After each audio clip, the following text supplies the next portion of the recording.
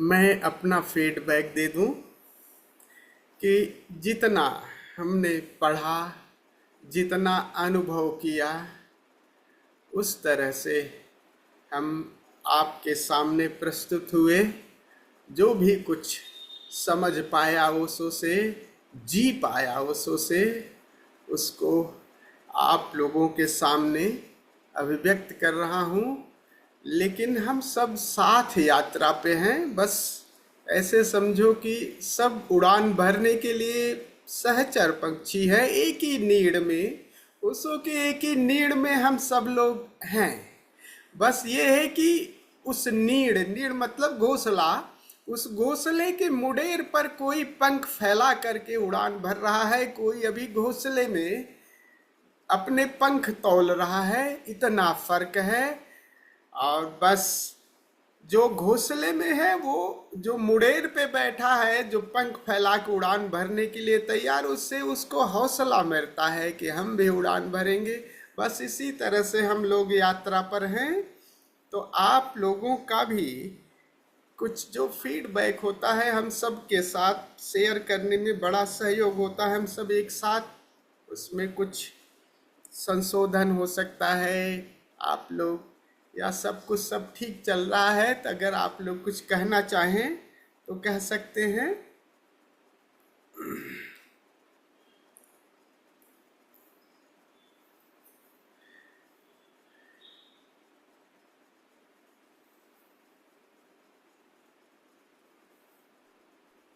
स्वामी जी, सब बहुत अच्छा चल रहा है।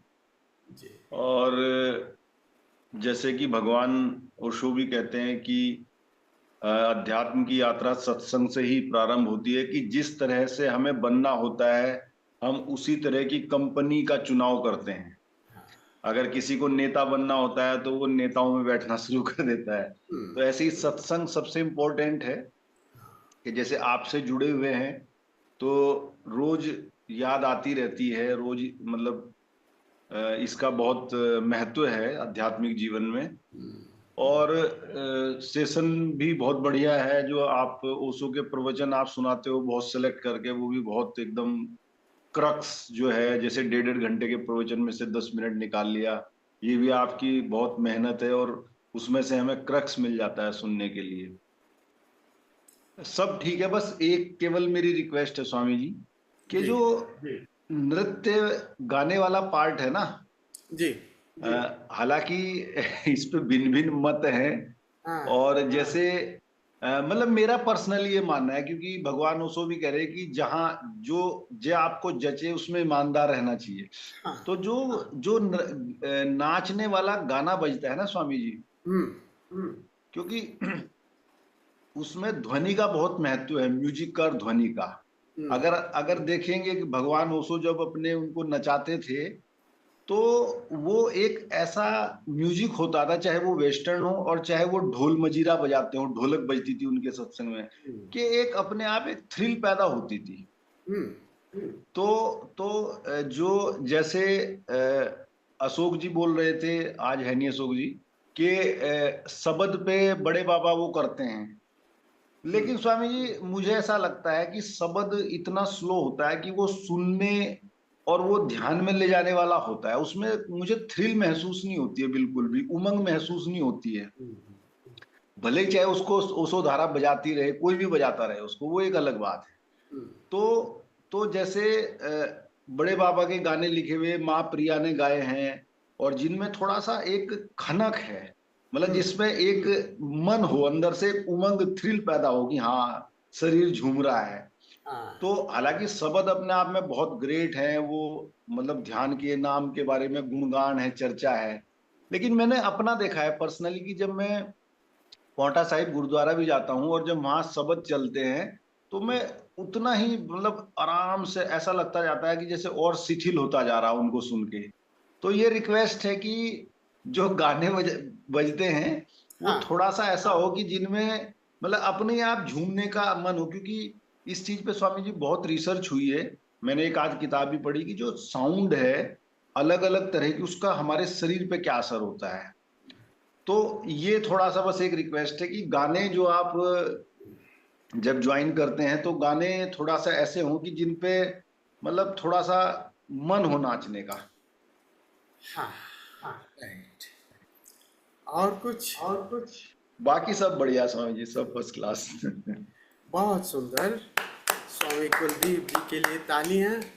एक तो बहुत अच्छी बात आपने कही कि संघ, संघ में मैं नहीं, हम सब शामिल हैं, एक संघ में हम सभी यात्रा पर हैं। आपको बताऊं, जितना आनंद आप सब लोग ज्वाइन करते हो उतना ही हमारी भी यात्रा उतनी गहरी हो रही है, खूब गहरा रही है और मज़ा आ रहा है। तो शुक्रिया आप सभी का साथ चलने का। दूसरी बात कि देखिए, आइडेंटिटी जैसे टूटेगी, जैसे जैसे टूटेगी यात्रा में, जैसे जैसे गहराएगी, म्यूजिक भी वैसे वैसे चेंज हो जाएगा। अराजक म्यूजिक, फास्ट म्यूजिक, थ्रिल वाला म्यूजिक, उमंग वाला म्यूजिक, जब जब भीतर कुछ आपका है, मंग कैथारसिस है या कुछ रेचन निकलने को है, तो वो तेज म्यूजिक होगा। बाद में जब डीपर जाओगे, समाधियां जब डीपर होंगी, जो बेसिक समाधियां होती हैं, उसमें बहुत इस तरह का म्यूजिक, ताकि शरीर एकदम बिल्कुल राजी हो जाए और फिर उसके लिए आप जाएं। और जब आप और आइडेंटिटी जैसे तोड़ते जाओगे तो संगीत सुनना, उसके भाव में जैसे भाव गहराएगा, तो ज़्यादा फास्ट म्यूजिक, बट इसका हम ध्यान रखेंगे। लेकिन इस पर भी जरा आप विचार करिएगा। संगीत, बात तो ये है कि देह से तादाद में धीरे धीरे तोड़ना है। तो व्हेन यू गो डीपर, तो ज़्यादा मूल्य नहीं है, थोड़ा सा भाव अगर गहरा गया, थिरक गए, और शरीर को स्वस्थ करने के लिए वो और बहुत सारे हैं। तो आप ये कहना चाह रहे हैं कि उससे उमंग होती, उमंग का मतलब थ्रिल्स पैदा हो, शरीर पे आए। फिर से कह दूं, ये बेसिक बात है, उमंग एक प्रज्ञा है।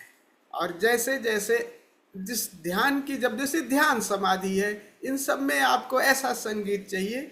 बट आप जब ग्रेटर डीपर जा रहे हैं तो भाव इज द, भाव आपका प्रथम है। तो भाव में उस तरह के संगीत आएंगे कि आप सीधे ध्यान में जाएं। लेकिन इस बात का, आपकी बात का ख्याल रखेंगे हम जी। बहुत बहुत धन्यवाद, बहुत बहुत धन्यवाद जी। स्वामी जी एक चीज और है। हाँ मतलब म्यूजिक से मेरा यहाँ मतलब बिल्कुल इस बात से नहीं है कि तेज हो, फास्ट हो म्यूजिक, नॉट एट ऑल। क्योंकि ये मैंने भी देखा है कि बहुत सारे म्यूजिक बहुत फास्ट होते हैं तो उन पे भी रिदम नहीं बन पाता, वो ऐसा लगता है कि बहुत ज्यादा तेज है। तो मेरा मतलब इसको बिल्कुल मत लीजिएगा कि बहुत फास्ट म्यूजिक चाहिए। बस एक एक उसके अंदर एक ऐसा लगना आपका चाहिए कि मतलब थोड़ा है सा। कि हाँ। राइट राइट, हाँ, हम्म। म्यूजिक तो हो, भाव के साथ नृत्य भी पैदा हो, है यही ना, कि भाव और देह दोनों एक साथ जुड़े तो कम से कम ये, राइट। ठीक है जी जी, बिल्कुल। आप भी सहयोग कर रहे थे तो भेजा करिए ना, थोड़ा थोड़ा आप भी भेजा करिए। इस तरह के भेजा करिए तो हम उस तरह का चला देंगे। लेकिन चुनाव मेरा ही रहेगा, श्रेष्ठतर को चुनने का मौका दीजिएगा, हाँ? तो आप भेजेंगे तो उस पर देख लेंगे। और रेनू कुछ कहेगी? हम्म? प्रणाम स्वामी जी। हाँ नहीं, बस मेरी तो सही चल रही है, आपके कृपा से मुझे कोई नहीं, जैसा आप करवा रहे बिल्कुल सही यात्रा चल रही, बिल्कुल लाइफ चेंज होगी सबके सहयोग से। मेरी हाँ, सही। सुंदर सुंदर सुंदर, बहुत सुंदर।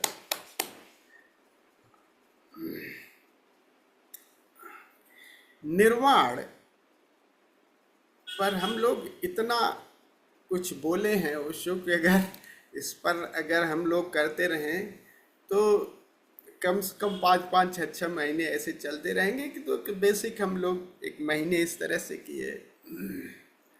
और निर्वाण को कह रहे हैं कि जैसे हमारा होना, ऐसे समझिए जैसे प्याज के छिलके नहीं होते, प्याज का छिलका समझ लीजिए, इसी तरह से हमारा होना है। और जैसे प्याज का एक एक छिलका छोड़ते जाओ, खोलते जाओ, खोलते जाओ, और बाद में क्या बचता है? बाद में शून्य बनता है, शून्य ही बचता है। ऐसे ही निर्वाण है शून्य में छलांग लगाना। और एक एक छिलके को आप छोलते छोलते जाओ, छोलते जाओ, तो प्याज क्या मिलती है? कुछ नहीं। लेकिन वही एक 6-7 यानी छिलकों का आवरण एक प्याज का रूप दे देता है। लेकिन उन छिलकों को हटा दो तो क्या बचता है? अगर प्याज को ढूंढने जाओ कि प्याज का कहाँ है, तो छोर अंतिम कहाँ है, तो वो छोलते छेलते आपको पता लगेगा कि वहाँ तो शून्य, आकाश ही बचा। ठीक इसी तरह से ये निर्वाण जो अंतिम है वो शून्य, शून्य से ही ये सारे छिलके सब निर्मित हुए हैं, उसी शून्य से पैदा हुए हैं। कहते हैं ना शब्द में, गुरसुख साहिबाना कबीर जी कहते हैं कि अव्वल अल्लाह नूर पाया कुदरत के सब बंदे। अव्वल अल्लाह, अव्वल तो वही अल्लाह है, वही निर्वाण है, वही शून्य है। अव्वल अल्लाह, और वो अव्वल एक नूर पाया, प्रथम वो नूर, चाहे वो नाद के रूप में, प्रकाश के रूप में प्रथम आया। प्रथम जो थोड़ा सा अनुभव में आया वो नाद के रूप में, अव्वल अल्लाह नूर पाया। फिर उसके बाद सारे शरीरों का जन्म हुआ। तो प्रथम जो शरीर है वो भौतिक शरीर है, सबसे स्थूल शरीर है जो हमारी समझ में आता है, जिसमें ये सारे आर्गन हैं, भीतर हो चाहे बाहर हो। और उससे जो दूसरा शरीर है वो भाव शरीर, इथरिक बॉडी, या विज्ञान की भाषा में कहो केमिकल बॉडी। केमिकल यानी जो रसायन स्रावित होते हैं, जो हार्मोन्स है ना, देखो हार्मोन ही सेक्रेट होते हैं, भाव के हार्मोन, भय के हार्मोन, क्रोध के हार्मोन, ये हार्मोन्स दूसरे शरीर से जुड़े हुए हैं। लेकिन ये हार्मोन अपने आप नहीं संचालित होते, वो तीसरे शरीर से संचालित होते हैं। तो जैसे ही दूसरा शरीर तीसरे से जुड़ा हुआ है, और that is the electrical body, या सूक्ष्म शरीर कहो, सूक्ष्म शरीर, सब ये स्थूल रूप हैं। और इलेक्ट्रिकल बॉडी ही जरा सा इलेक्ट्रिक विद्युत शरीर ही झंकृत करता है, और झंकृत करके फिर केमिकल हार्मोन्स फिर सीक्रेट होते हैं, फिर भौतिक पे आता है, फिर आप क्रोधित होते हैं, गुस्सा होते हैं, फिर शरीर बाहर प्रकट होता है। और इससे गहरे ऐसे नहीं होता, इलेक्ट्रिकल गाड़ी विद्युत शरीर अपने आप नहीं करता, उसका सारा जो है वो के मनस शरीर में है। तो ये जो शुरू के भौतिक शरीर है और केमिकल बॉडी है, फिजिकल, केमिकल और इलेक्ट्रिकल, पर तो विज्ञान भी, सब वैज्ञानिक खोज भी हो चुकी है, इन सबको सब जान गए हैं कि ये सब होते हैं। न्यूरॉन्स जिन्हें कह रहे हैं, जो ब्रेन में न्यूरॉन्स होते हैं, न्यूरॉन्स हल्का सा हिलते हैं, वही को इलेक्ट्रिक न्यूरॉन्स, वो कंपते हैं, और न्यूरॉन्स फिर वो केमिकल हार्मोन्स, यानी केमिकल हार्मोन्स पैदा होते हैं। फिर वो केमिकल हार्मोन्स चाहे भय के हो चाहे प्रेम के हो, सब हार्मोन्स है। वो हार्मोन्स अगर आपके प्रेम के निकाल दिया जाए तो कहीं कोई प्रेम नहीं दिखाई देगा। तथा कथित जो प्रेम है, जो विपरीत का आकर्षण, वो खत्म हो जाता है, वो हार्मोन्स की वजह से है। भय भी खत्म हो जाएगा, सब चीजें हैं। अगर वो हार्मोन्स निकाल दिया जाए तो आप मारने को उतारू हो जाओगे। वो हार्मोन्स अगर आपके निकाल दिए जाए, बड़ा खतरनाक बात है ये है। तो इस तरह के सारे हार्मोन्स हैं। और लेकिन ये इलेक्ट्रिकल जो है, जो न्यूरॉन संचालित होते हैं आपके चौथे शरीर से मनस शरीर पे, इस पर अभी विज्ञान, इसी में सारे आपके विचार, अवधारणाएं, स्मृतियां और सब मन का जो सारा खेल है इसी में है। इस पर अभी विज्ञान नहीं पहुंच गया है, लेकिन ये भी स्थूल का ही पार्ट है। ओशो कहते हैं कि आज नहीं कल इस पर भी विज्ञान पहुंच जाएगा, तो आपकी स्मृतियां भी दूसरे में ट्रांसफर की जा सकती हैं। आपकी सारी इंटेलिजेंस भी जरूरत नहीं है कि फिर से सब तैयार करो, बने बनाए भी कल विज्ञान आज नहीं कल हो सकता है, अगर इस पर काम करे तो ये भी स्थूल का हिस्सा है, तो ये भी इस पर भी काम करेगा। तो कल ये जरूरी नहीं है कि सब, जरूरत नहीं है आपको पोथी किताब पढ़ने की, रेडीमेड बच्चे आपको इस तरह से मिल जाएंगे। आपको किस तरह का बच्चा चाहिए? हमें इतना बुद्धिमान चाहिए, हमें संगीतकार चाहिए, हमें ऐसा चाहिए, हमें, तो वो सब हो सकता है। उस तरह का ट्रांसपार मन शरीर का ये सब खेल है, स्मृतियां। और वही मन शरीर इलेक्ट्रिक बॉडी को, विद्युत शरीर को आदेश देता है, विद्युत शरीर केमिकल प्रेरित को आदेश देता है, और केमिकल शरीर फिर भौतिक पे वो बात पहुंचती है। तो ये है परतें। और इसके बाद जो है आपका जो तब यहाँ हेलो, आशुतोष जी आपका माइक ऑन है।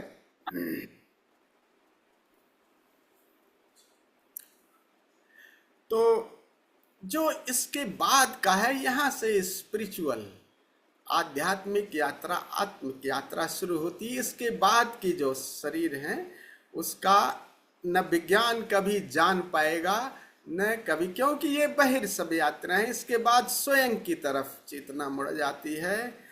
तो उसके बाद है स्पिरिचुअल बॉडी, आत्म शरीर, यानी मन शरीर में मैं हूँ, यानी मैं व्यक्ति हूँ और दूसरा व्यक्ति है, जीव है, इसका बोध रहता है, मैं का भाव बदा रहता है, लेकिन आत्म शरीर में हूँ का भाव बचता है। यहीं से यात्रा द्विज की हो जाती है। देह लगभग, यहाँ से अब देह का कोई संबंध नहीं रहता। तो यहाँ जो अंतर यात्रा, पहली दफे आप रीबॉर्न, यहाँ से ट्वाइस बार, इसी को द्विज कहते हैं। आत्म शरीर में पहली बार आपको लगता है कि मैं, आकाश की हल्की हल्की झलक आने लगती है, लेकिन यहाँ पर भी एक सीमा रहती है, पेरीफेरी भी दिखाई देती है, भीतर का जैसे कुआं अपना जल तो लगता है कि कई सारे कुएं हैं, लेकिन जल से आपकी प्रतीत होने लगती है, लेकिन साथ साथ कुएं का एक परिधि का भी बोध रहता है। आत्मा के रूप में आप विभिन्न अलग अलग आत्माओं को जानेंगे इस तरीके से। यहाँ तक पूरा वैज्ञानिक मामला है।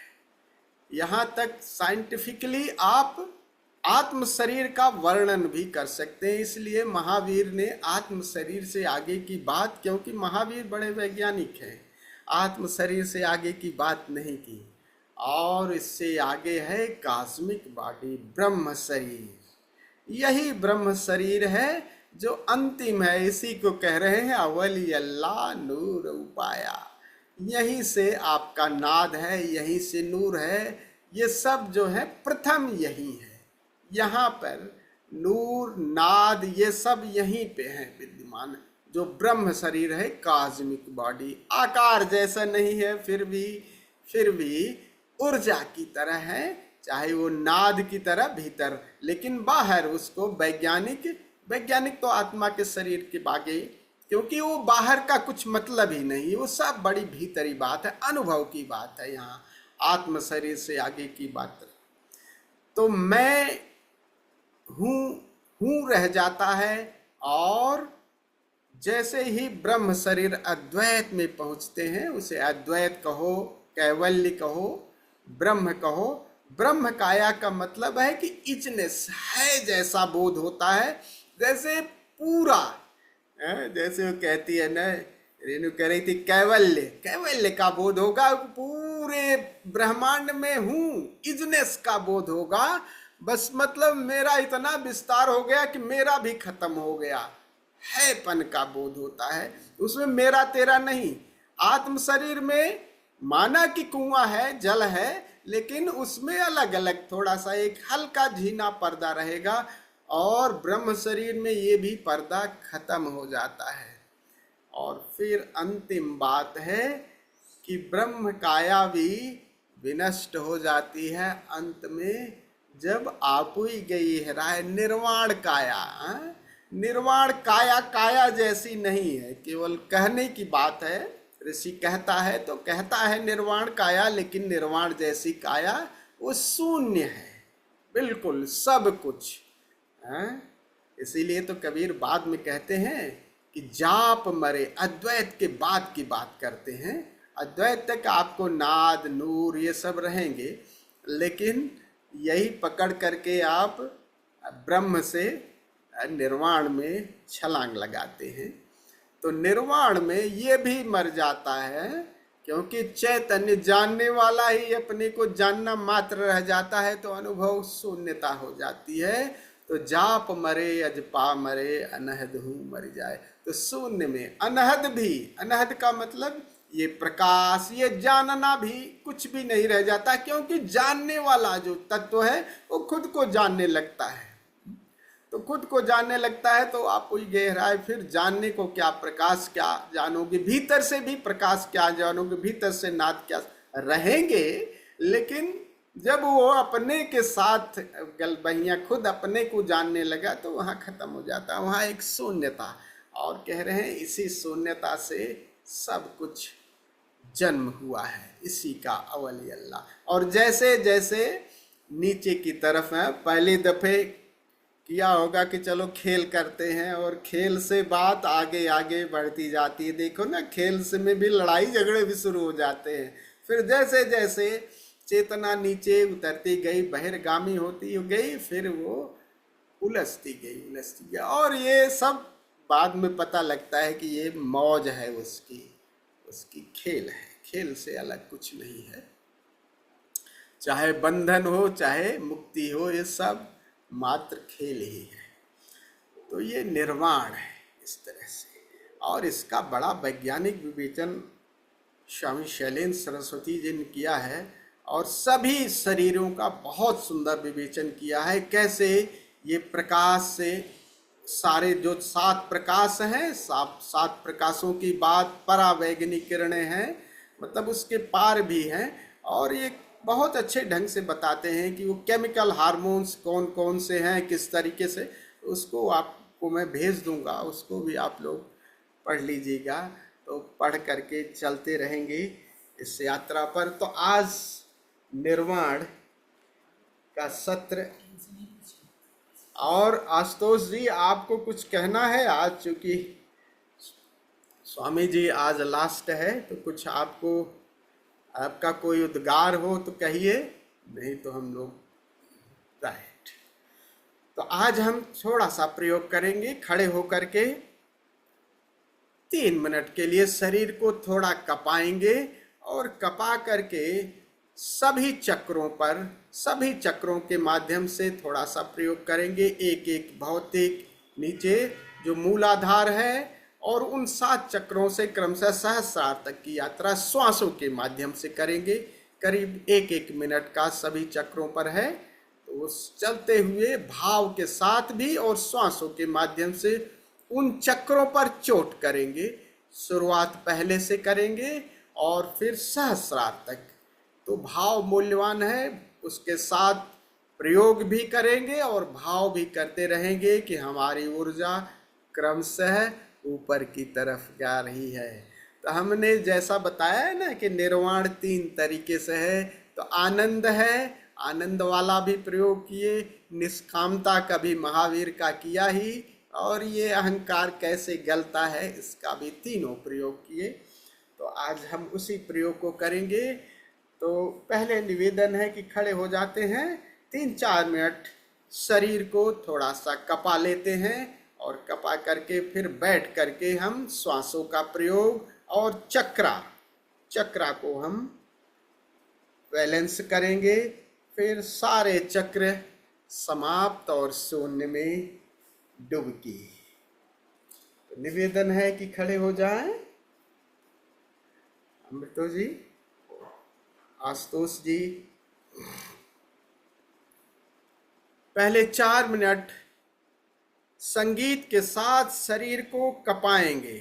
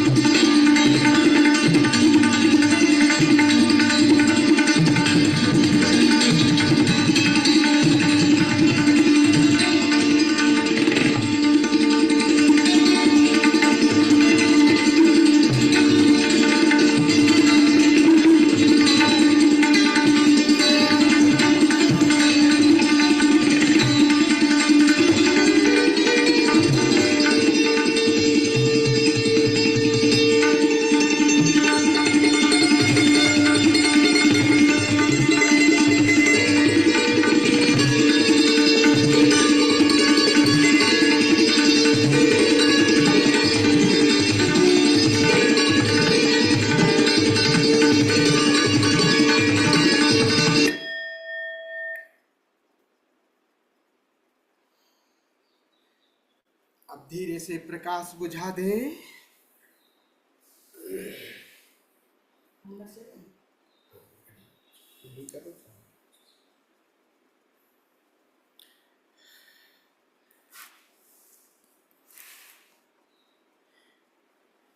अभी श्वास का प्रयोग करेंगे।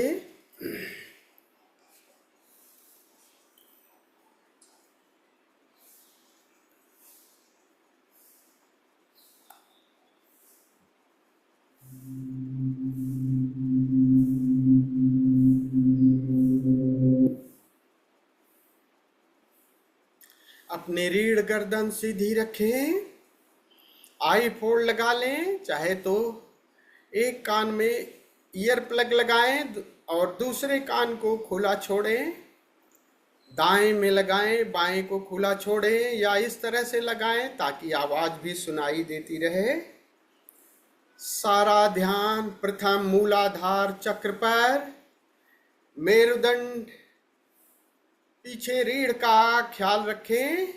मेरुदंड से ऊर्जा ऊपर की तरफ गति करेगी। मेरुदंड ही पूरा हमारे देह का, मन का, चेतन का आधार है।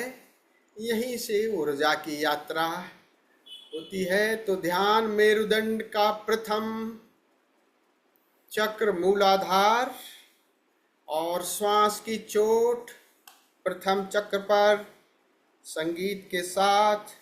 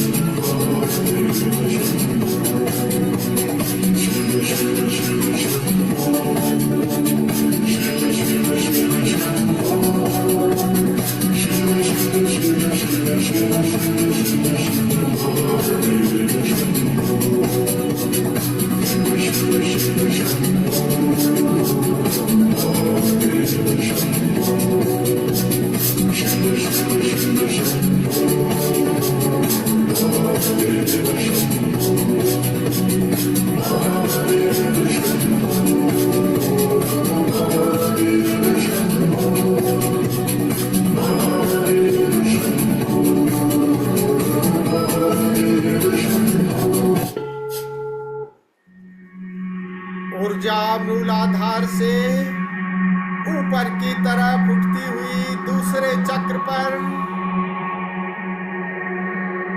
ध्यान स्वाधिष्ठान चक्र पर, मेरुदंड से ऊर्जा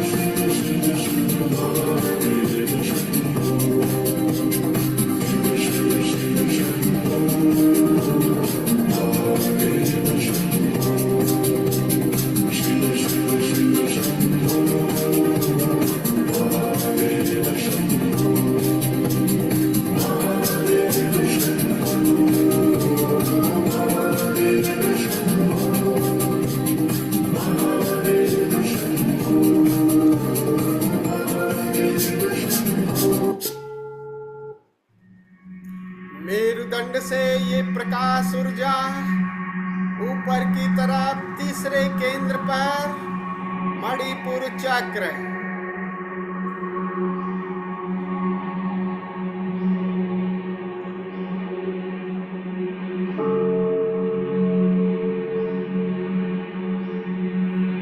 ध्यान मणिपुर चक्र पर।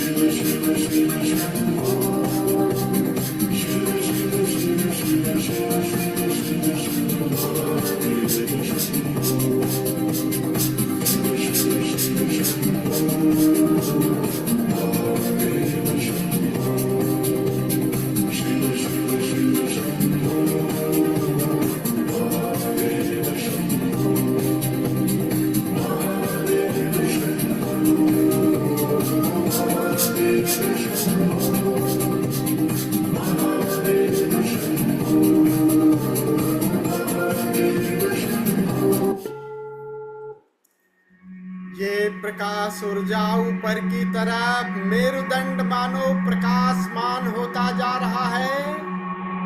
अनाहत केंद्र दोनों काखों के बीच ठीक पीछे।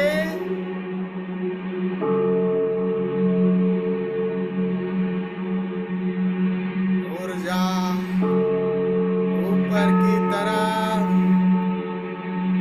ध्यान मेरुदंड पर।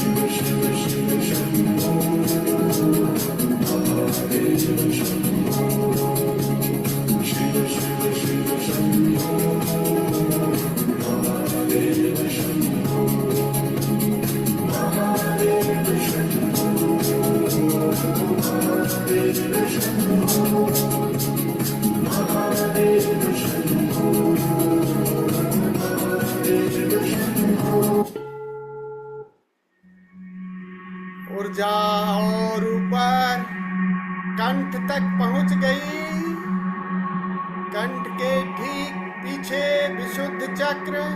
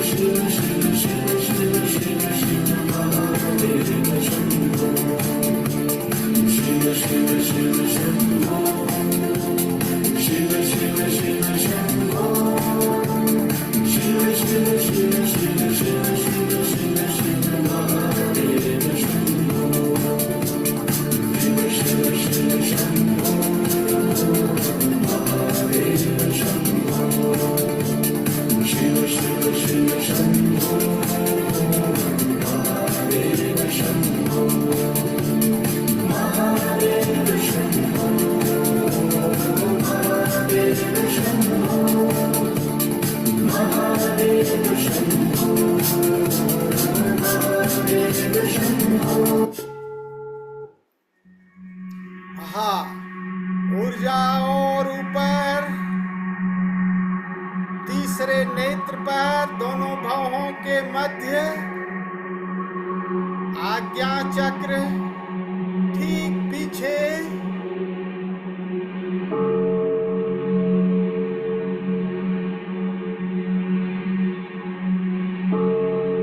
ध्यान आज्ञा चक्र पर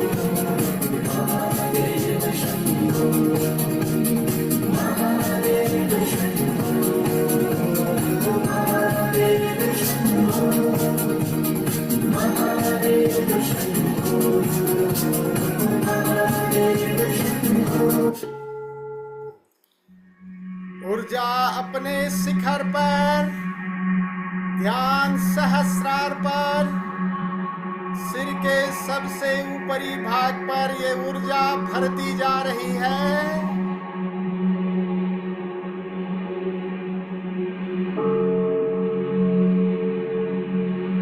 सहस्रार का केंद्र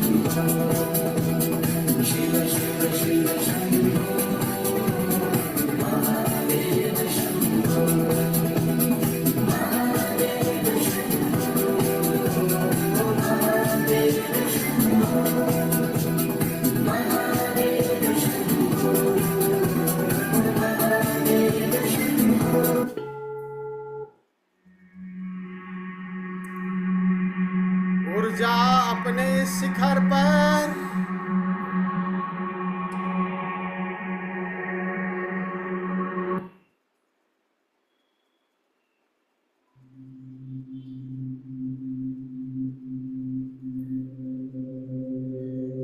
ध्यान सहस्रार पर, ऊर्जा का अतिरेक मानो 1000 पंखुड़ियों वाला कमल खिल गया। सिर का सबसे ऊपरी भाग ऊर्जा की बाढ़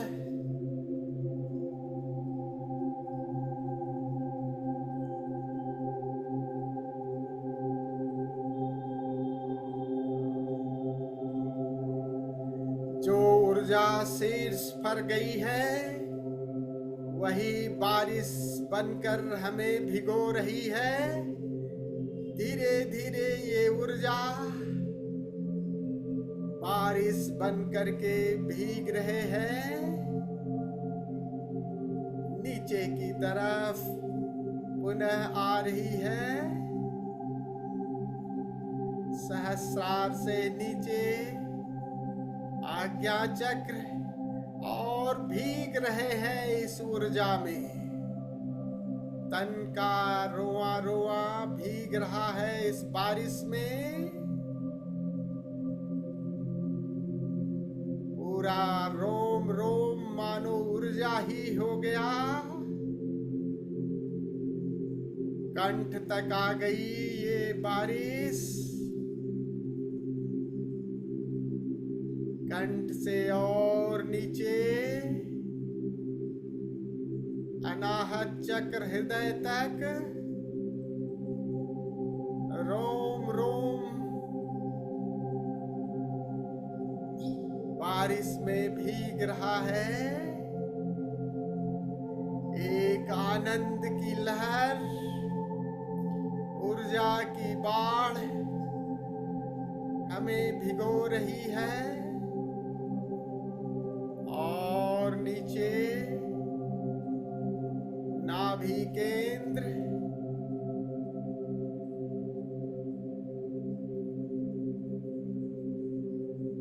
बारिश में भीगता जा रहा है। रोआ रोआ स्वाधिष्ठान और मूलाधार,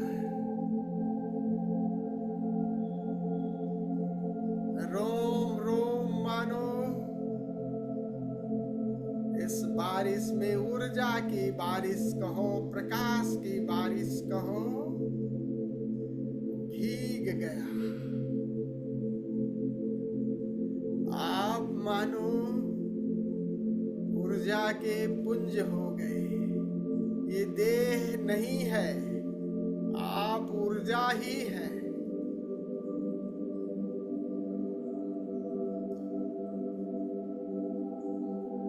ये बारिश का अतिरेक धीरे धीरे देह गलती जा रही है।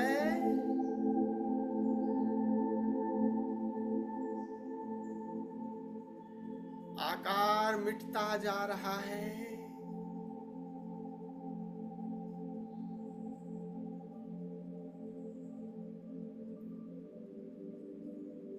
आकार मिटता जा रहा है, ऊर्जा फैलती जा रही है।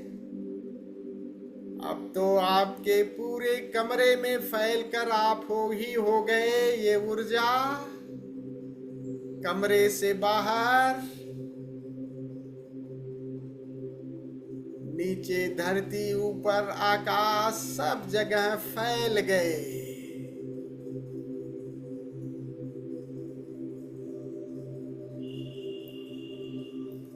कहाँ हैं आप?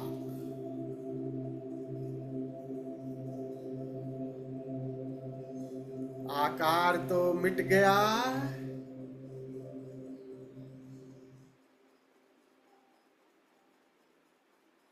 एक ऊर्जा, प्रकाश की ऊर्जा कहो, नाद की ऊर्जा कहो,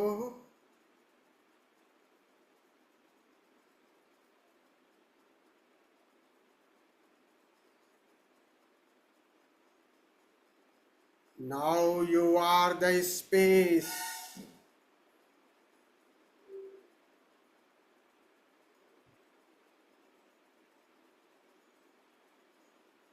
एक शून्यता का अनुभव, असीमता का अनुभव,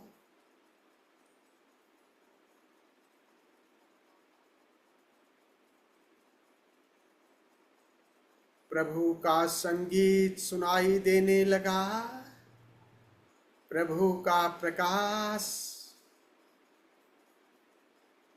सारे आकार विदा हो गए। आप प्रकाश ही हो गए, नाद ही हो गए।